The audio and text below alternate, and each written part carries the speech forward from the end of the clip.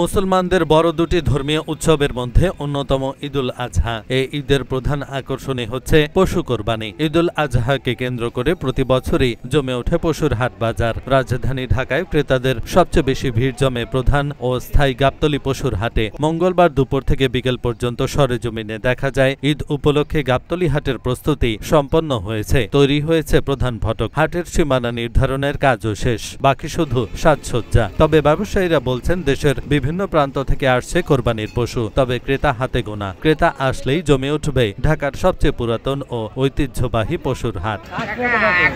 এখন সময় আছে, অবশ্যই। আশা কেমন করতেছেন দাম?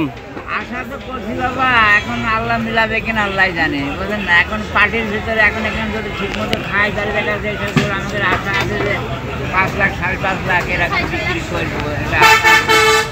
এখন না হলে তো কিছু করার নাই। মোটামুটি দেখা যাচ্ছে সময় বৃহস্পতিবার শুক্রবার, হ্যাঁ শনিবার বন্ধ ধরেন থাকে না হবে।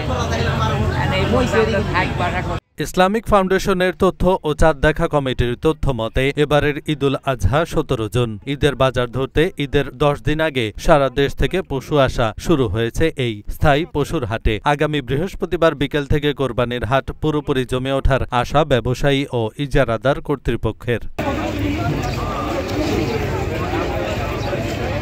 হাট কর্তৃপক্ষের সঙ্গে কথা বলে জানা গেছে শতকরা 3.5 টাকা নির্ধারণ করা হয়েছে পশু বিক্রির হাসিল, যা হাজারে 35 টাকা। তবে ঈদের 5 দিন আগে তা হবে শতকরা 5 টাকা। গরম বিবেচনায় পশু ও ব্যবসায়ীদের জন্য ফ্যান লাগানো ও পানির সার্বক্ষণিক সরবরাহের ব্যবস্থা করা হয়েছে। ব্যবসায়ী ও তাদের রাখালদের জন্য করা হয়েছে হোটেলে খাবারের ব্যবস্থা। গরু, ছাগল, উট, মহিষ, দুম্বা, ভেড়ার জন্য হাজারের বেশি ছোট বড় ছাউনি তৈরি করা হয়েছে।